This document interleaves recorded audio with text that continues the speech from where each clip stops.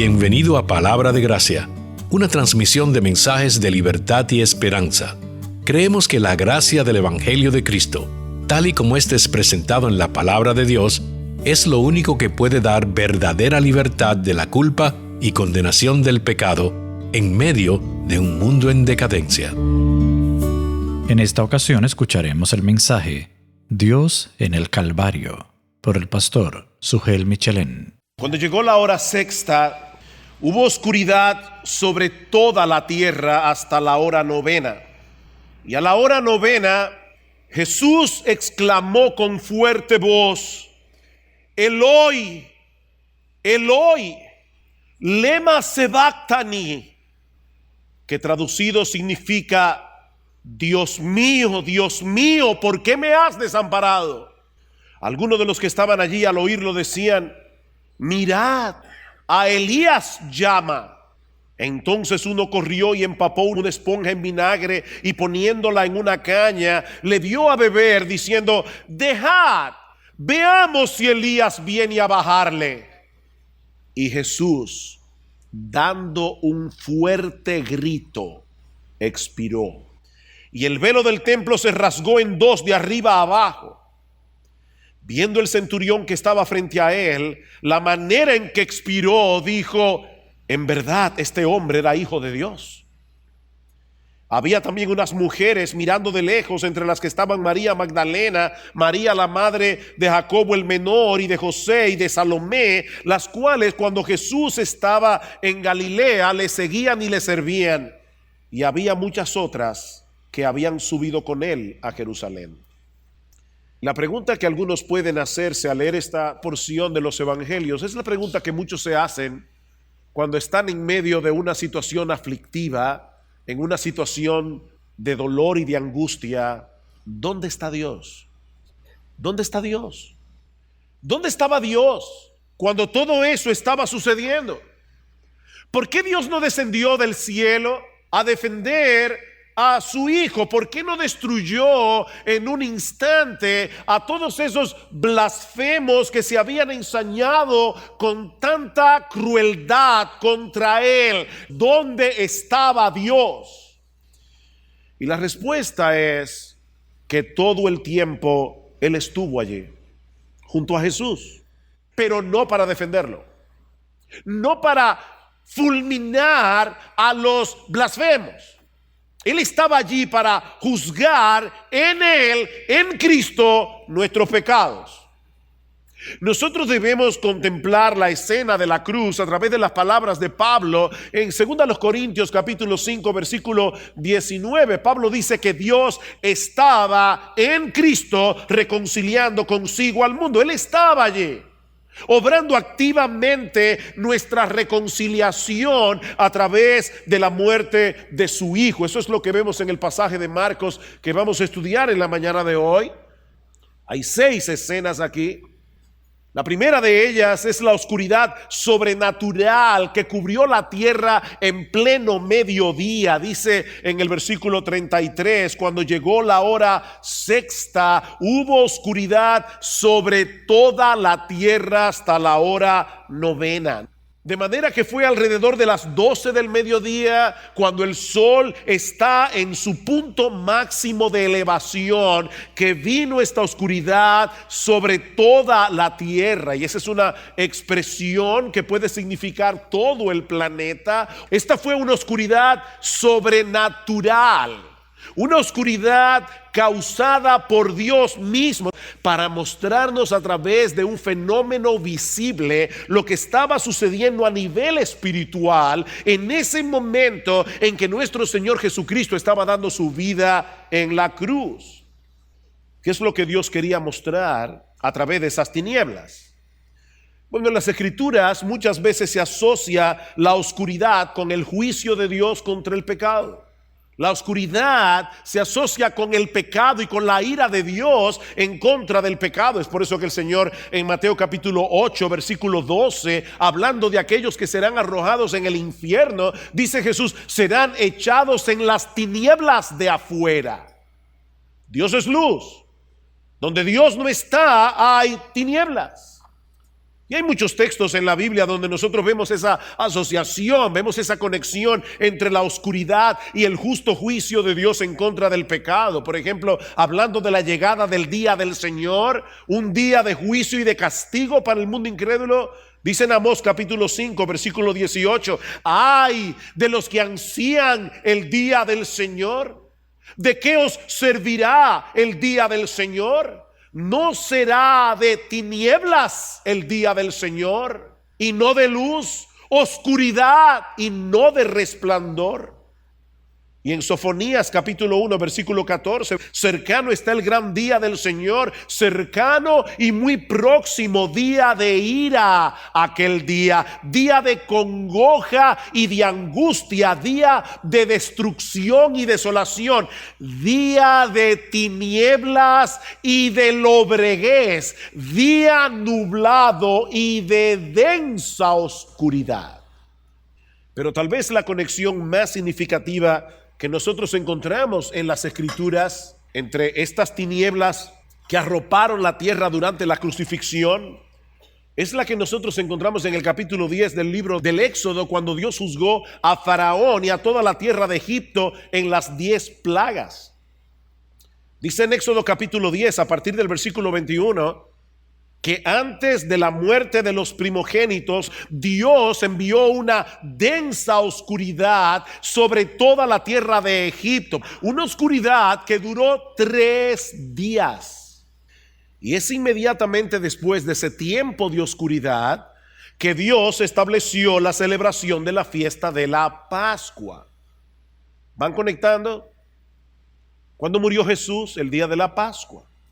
Fue precisamente después de ese tiempo de oscuridad que Dios estableció la fiesta de la Pascua, en la que los judíos debían sacrificar un cordero. Y el texto en Éxodo capítulo 12 versículo 6 es muy explícito. Dice: debe ser sacrificado el cordero entre las 2 tardes, es decir, alrededor de las 3. Ese cordero pascual era el sustituto a través del cual era preservada la vida de los primogénitos. El ángel de condenación iba a salir por toda la tierra de Egipto, pero aquellos que pintaran el dintel de sus puertas con la sangre del cordero sustituto, el ángel de condenación iba a pasar de largo. Por eso se llama Pascua, que significa pasar de largo. El ángel de la muerte iba a pasar de largo sobre esas familias que por fe sacrificaran un cordero como un sustituto. Ese tiempo de oscuridad de 3 horas en el Calvario se encuentra íntimamente relacionado con aquellas tinieblas que cubrieron la tierra de Egipto por 3 días, en ese preciso momento en que el verdadero cordero pascual estaba siendo sacrificado en el altar de la cruz.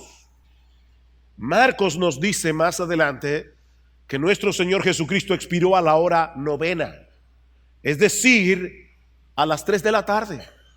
La misma hora en que eran sacrificados los corderos de la Pascua. Dios cubrió la tierra con este manto de oscuridad, de densas tinieblas, para mostrarnos en una forma física lo que estaba sucediendo a nivel espiritual en esa cruz. Mis hermanos, Cristo estaba allí como nuestro sustituto, recibiendo en nuestro lugar todo el peso de la ira de Dios que merecen nuestros pecados. ¿Saben para qué? Para que nosotros pudiéramos ser absueltos en el tribunal de Dios.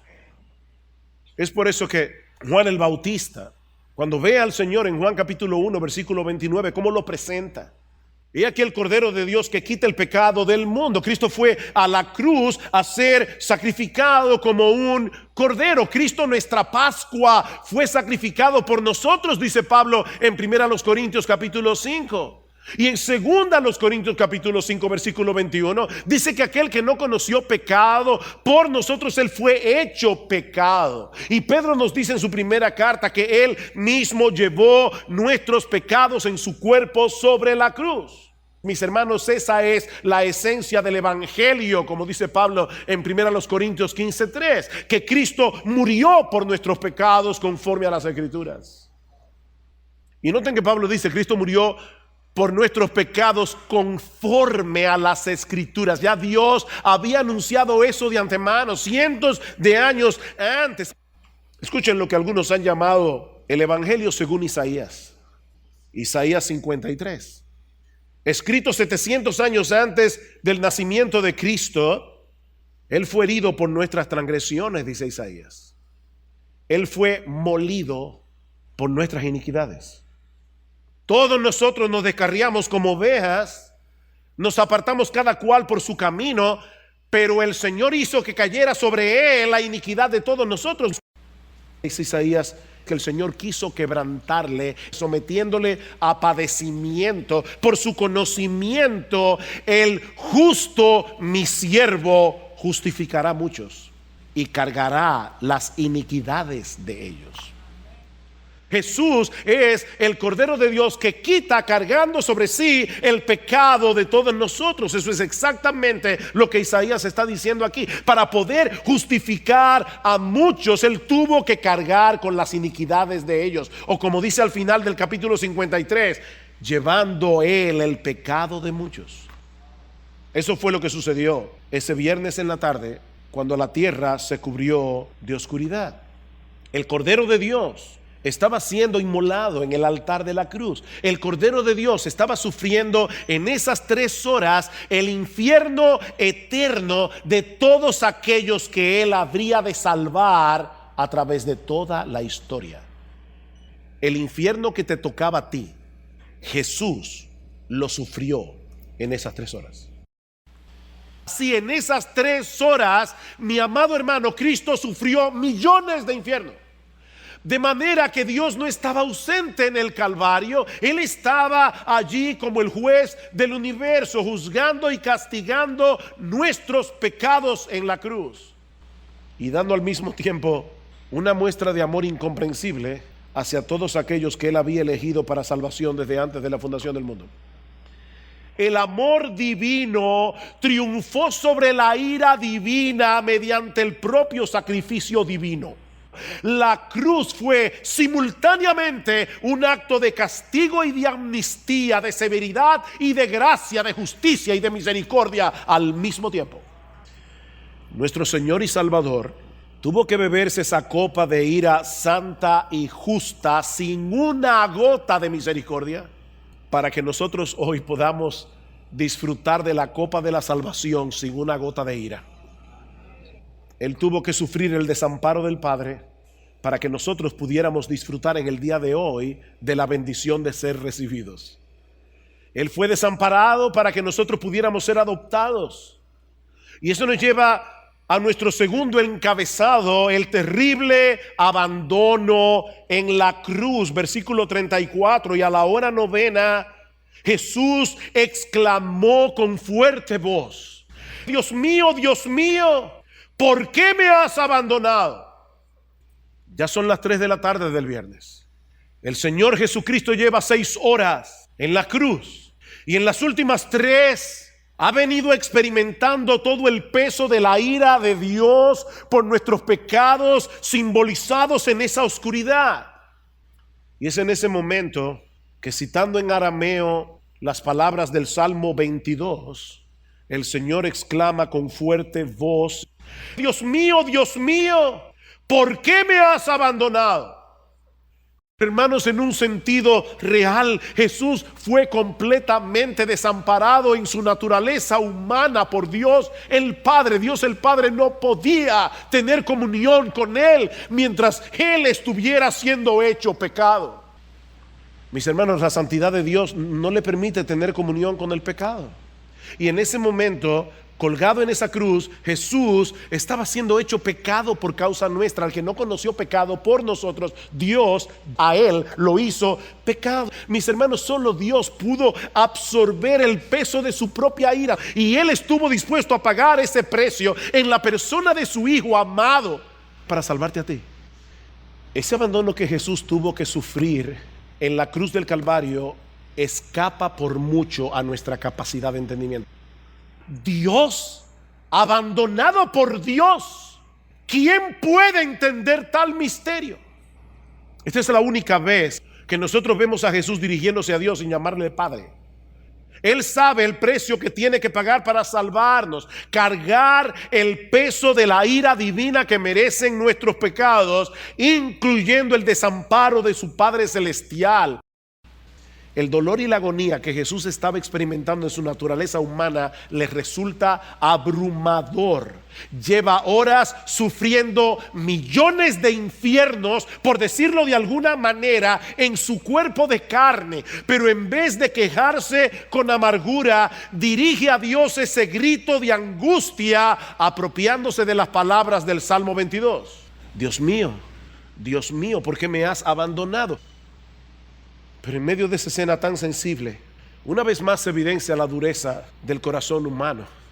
Marcos nos dice en el versículo 35 que algunos de los que estaban allí, al oírlo, decían: mirad, está llamando a Elías. Entonces uno corrió y empapó una esponja en vinagre y poniéndola en una caña le dio a beber, diciendo: dejad, veamos si Elías viene a bajarle. Lo que nos lleva a nuestro siguiente encabezado. Ya vimos el tiempo de oscuridad, ya vimos el terrible abandono en la cruz. Veamos ahora en tercer lugar la ofrenda voluntaria de expiación. Ya Jesús había cumplido la obra que el Padre le había encomendado al dar su vida en rescate por muchos, al recibir sobre sí todo el peso de la ira de Dios. Así que dando un fuerte grito, Jesús expiró. Marcos no nos dice qué fue lo que el Señor expresó en ese fuerte grito, pero los evangelios de Juan y de Lucas nos ayudan a completar el cuadro. Dicen en Juan capítulo 19 versículo 30 que luego de probar el vinagre que le dieron los soldados, Jesús dijo: consumado es. He ahí el grito. E inclinando la cabeza entregó el espíritu. Consumado es. Ya todo acabó. La obra de redención ha sido consumada. Y Lucas añade que en ese momento, clamando a gran voz, dijo: Padre, en tus manos encomiendo mi espíritu. Y habiendo dicho esto, expiró.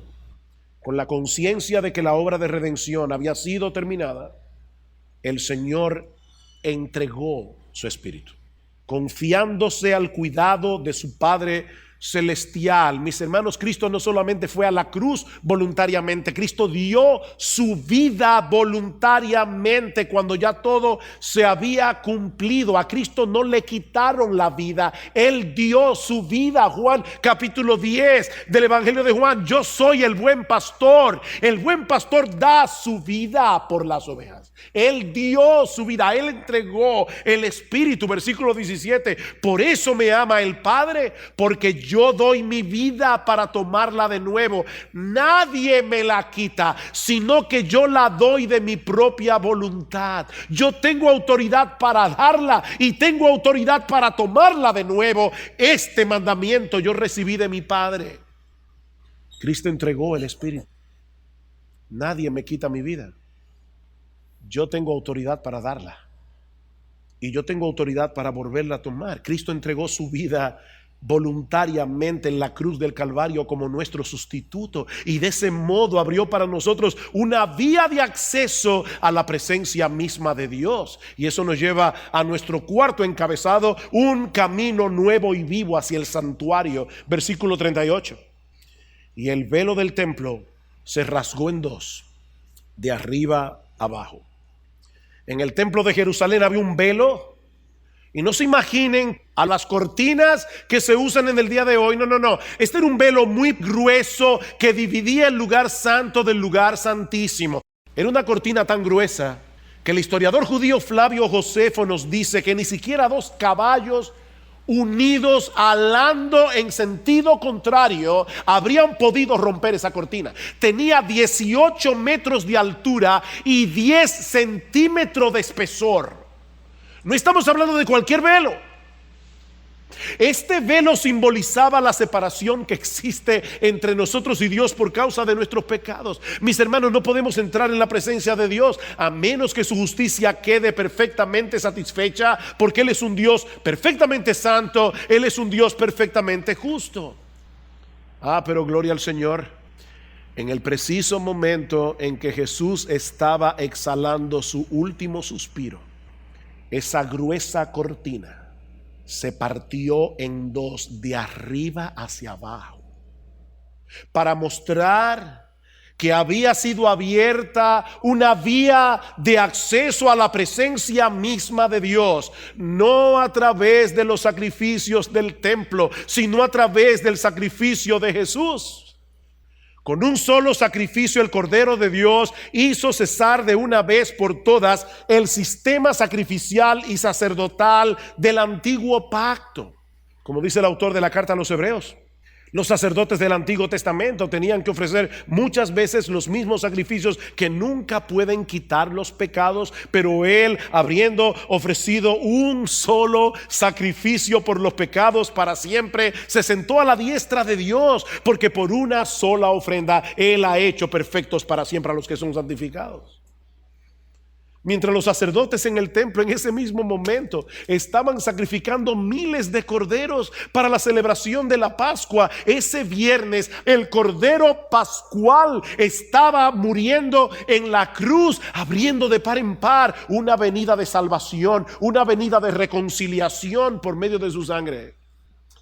Y Marcos no se limita a darnos un recuento histórico de este hecho, sino que al mismo tiempo nos muestra en la misma historia cómo se supone que debemos reaccionar a ese hecho. Y eso nos lleva a nuestro quinto encabezado, una sorprendente confesión. Versículo 39, viendo el centurión que estaba frente a él, la manera en que expiró, dijo: en verdad este hombre era hijo de Dios. Piensen en esto, mis hermanos, este hombre tiene que haber sido testigo de miles de muertes. Sin embargo, él sabía que nunca nadie había muerto como murió Jesús. Tal vez él estuvo en el pretorio cuando Jesús estaba siendo burlado. Tal vez él era parte de la burla. Y él estuvo viendo a través de todas las horas la mansedumbre de Jesús ante esa avalancha de odio.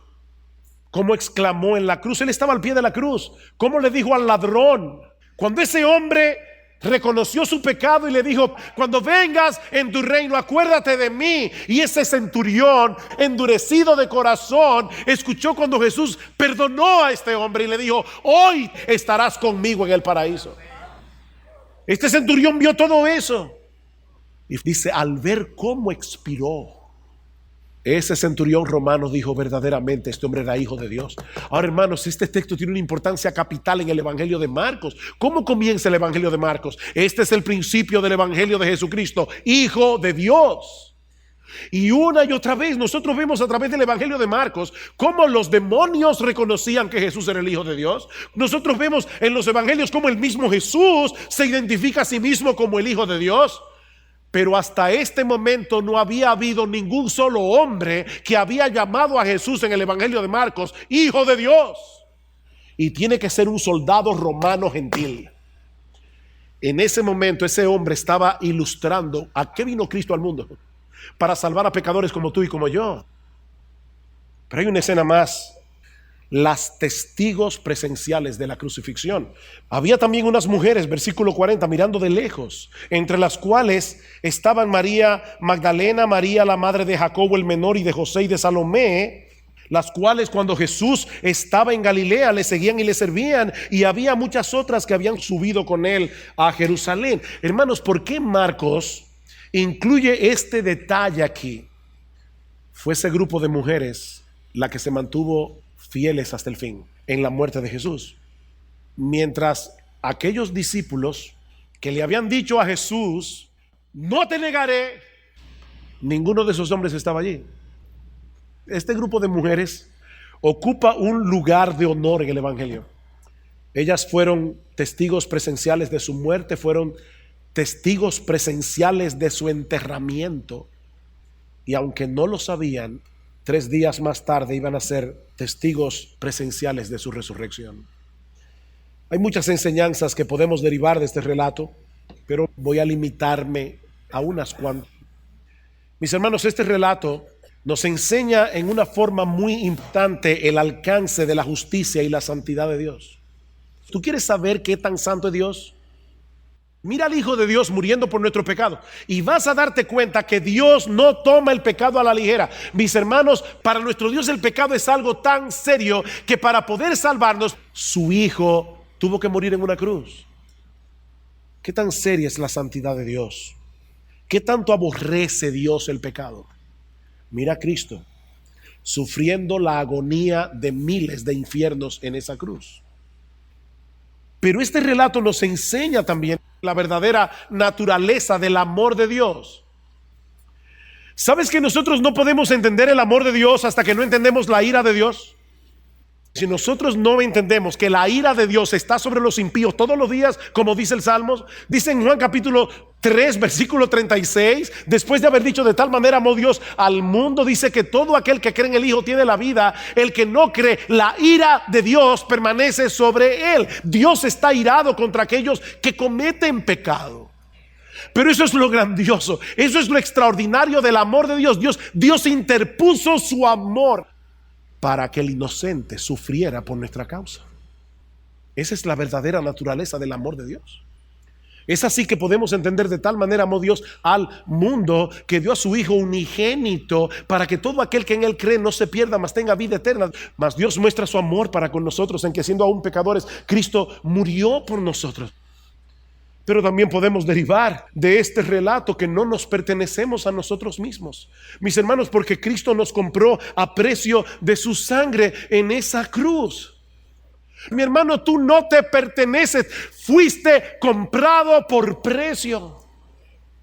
Como dice Pablo, ¿no sabéis que sois templo del Espíritu Santo, el cual está en vosotros, el cual tenéis de Dios, y que no sois vuestros, porque fuisteis comprados por precio? Glorificad pues a Dios en vuestro cuerpo y en vuestro espíritu, los cuales son de Dios. El amor de Cristo nos apremia, llegando a esta conclusión: que si uno murió por todos, luego todos murieron, y por todos murió, para que los que viven ya no vivan para sí, sino para aquel que murió y resucitó por ellos. Tú no te perteneces para hacer de tu vida lo que tú quieras. Tú no te perteneces para usar tu tiempo como tú quieras. Tú no te perteneces para usar tus recursos económicos como tú quieras. Cristo te compró para que tú no sigas viviendo para ti. Y finalmente, este relato nos enseña en una forma muy impactante que no puede haber salvación fuera de Jesús. Solo Dios podía absorber todo el peso de su propia ira. Por eso Dios se hizo hombre, para poder recibir en su naturaleza humana todo el peso de la ira que tus pecados y los míos merecían. Es a la luz de lo que hemos visto hoy que podemos entender por qué Jesús decía: yo soy el camino, yo soy la verdad, yo soy la vida. Nadie viene al Padre sino por mí. Él es la única vía de acceso al Padre. No es la religión, no es tu decencia, no son tus buenas obras, es Jesús. Ven a Cristo, mi amigo. ¿Te vas a ir de aquí siendo indiferente a la cruz? ¿O vas a reconocer como el centurión verdaderamente este hombre era Hijo de Dios? Gracias por escuchar su espacio Palabra de Gracia. Si desea este y otros mensajes, visite nuestra página radioeternidad.com.